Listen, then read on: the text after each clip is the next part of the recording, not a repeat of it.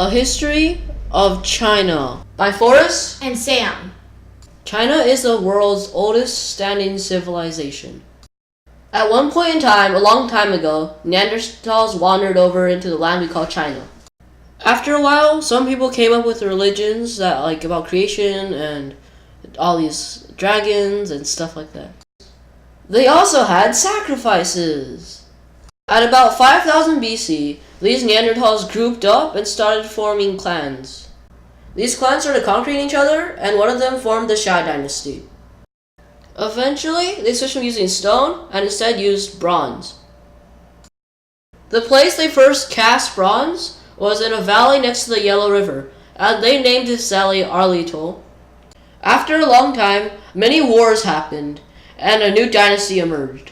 The Shang dynasty is the first dynasty to have recorded history, and it was also founded by a guy named Tang.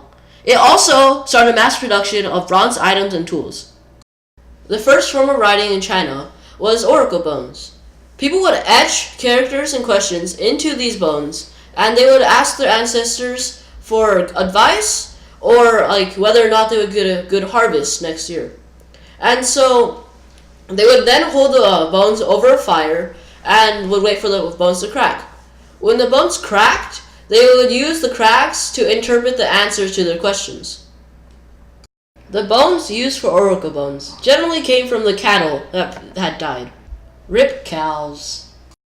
The Shang dynasty lasted for a good 600 years until this corrupt guy came along and decided to go build himself a pool of wine and also an island with lamb meat hanging from the tree branches and stuff. Anyways, people didn't like that, so they decided to overthrow him. I wonder why. The Zhou dynasty defeated the Shang dynasty at the Battle of Muyue, and that took place in the middle of the province of Henan. This victory established the idea of the Mandate of Heaven, which basically meant that if you won the battle against another dynasty, then that meant heaven basically gave you the right to rule. A new trend was also started by this guy called Lao Tzu, and this trend was called Taoism, which basically meant that you had to be in harmony with nature.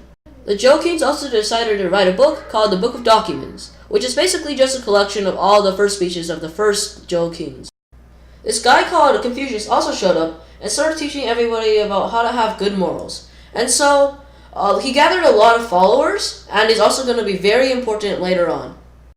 So in the beginning, the Zhou dynasty was pretty effective. It had good government, it had good rulers, and people listened to it. It had a lot of authority. But towards the end of the Zhou dynasty, it sort of just fell apart, and nobody decided to listen to it anymore because the local warlords slowly got more and more power, and so the Zhou dynasty really was just a name.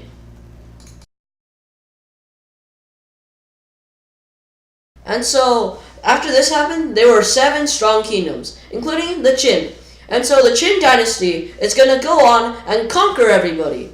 And the ruler, Shi Huangdi, is going to end up becoming the very first emperor, because he feels like the title of king is not good enough.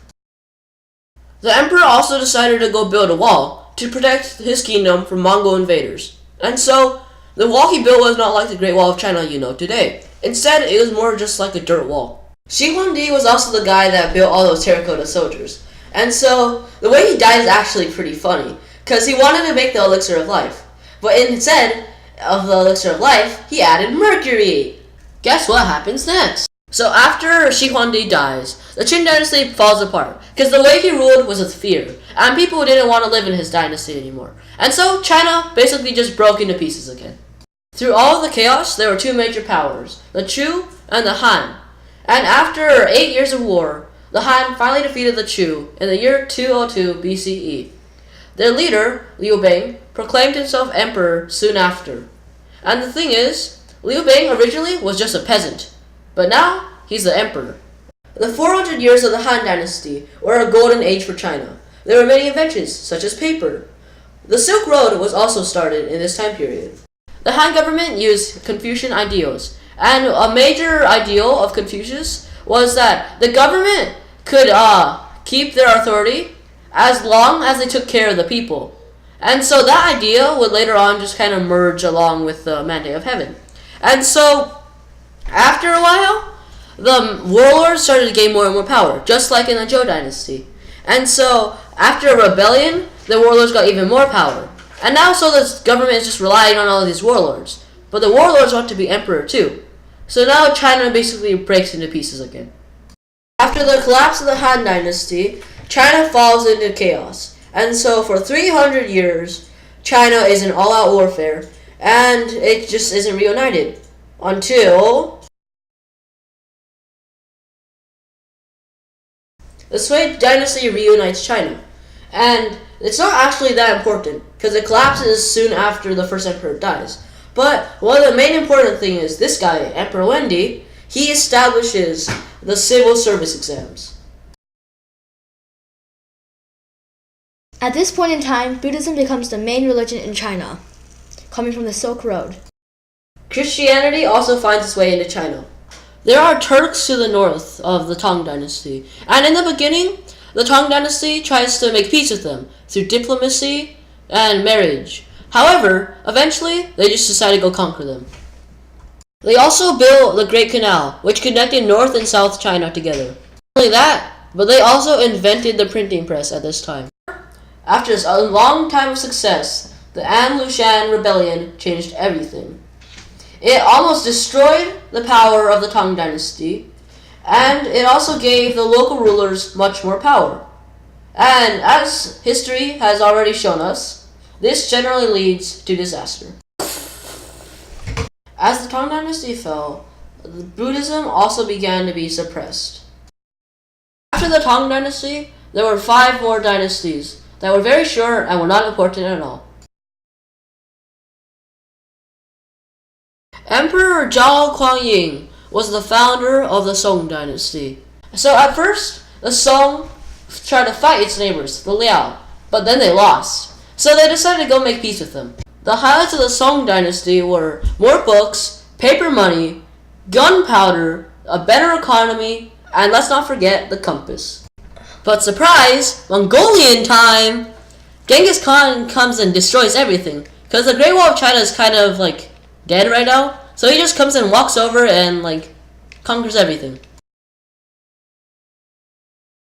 So after Genghis dies, his grandson, Kublai Khan, takes over what the land of China would have been. And so he just basically holds a lot of parties and invites this guy called Marco Polo over to China. And so Marco Polo writes a book, which makes a bunch of Europeans want stuff from China later, which is gonna kind of be important. After Kublai Khan dies, the Yuan Dynasty kind of just falls apart, and the Ming Dynasty takes its place. They also rebuild the Great Wall of China into what it actually looks like today, because they don't want another Genghis Khan happening. The Ming Dynasty makes a lot of changes to policy, such as low taxes and a refusal to let Europeans step foot into China. They also moved the capital of China to Nanking. However, the Ming Dynasty slowly got poorer and poorer, and eventually it went bankrupt, especially after blowing all of its money on a war with Japan, which they ended up losing too. Then came the Manchu invasion. These people had been around since the Song Dynasty, and they had been defeated by Genghis Khan and then retreated to the north. But now they were back, and this time they conquered China. For the sake of time, we're not going to go over much in the beginning of the Qing Dynasty, because it's not really that important. The Qing Dynasty is the dynasty that is most responsible for taking control of the lands that we call China today. For a long time, Britain had been selling opium to China, but eventually China realized the disastrous effects of opium and confiscated all of opium.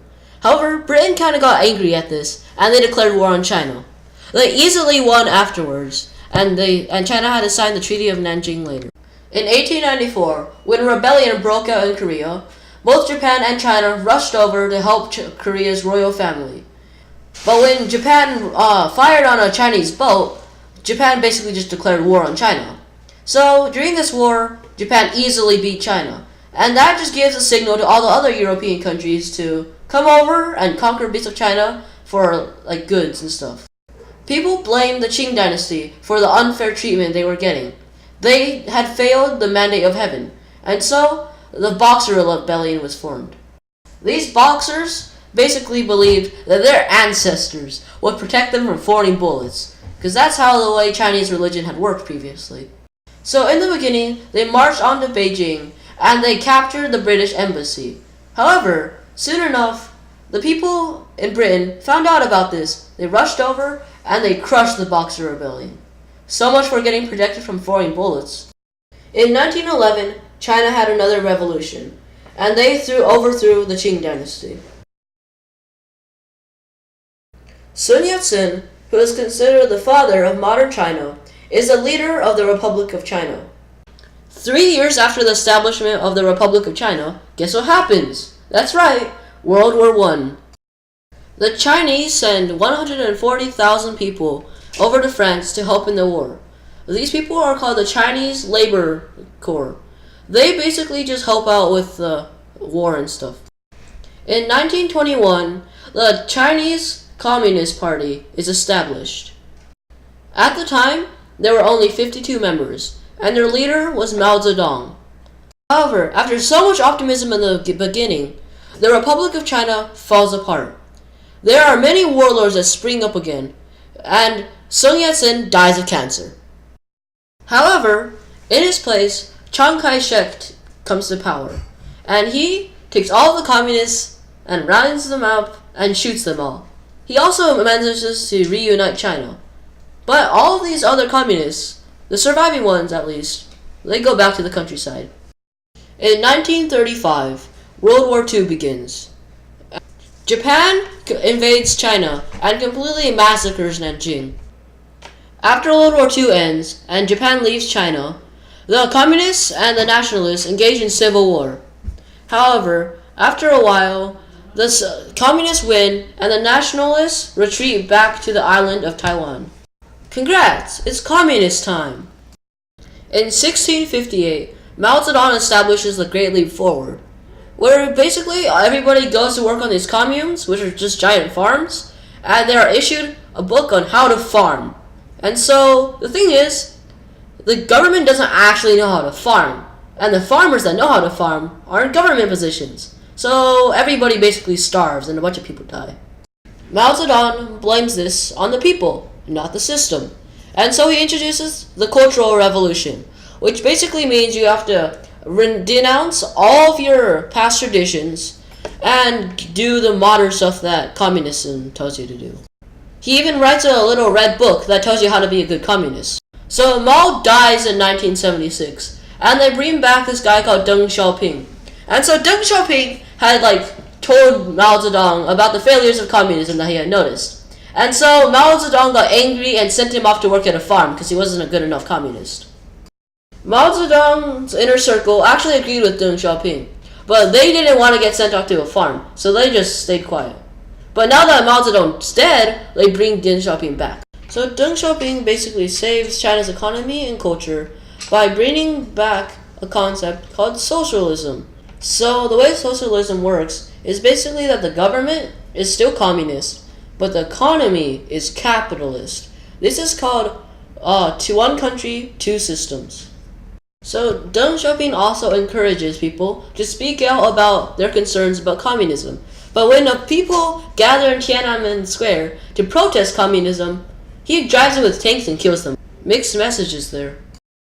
Now it's the year 2000, and that's where we'll be ending our video. Welcome to the blooper reel, where you get to listen to me fail. The first form of writing in China was oracle bones, and so people would etch questions or characters.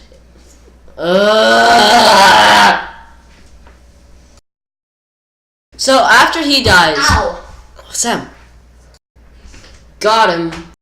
Lose more power to the local warlords, and after a rebellion, the local warlords got even more power. And then what is it called again? After the Han Dynasty collapses, China descends into chaos. Oh wait, I'm freaking crinkling the water bottle.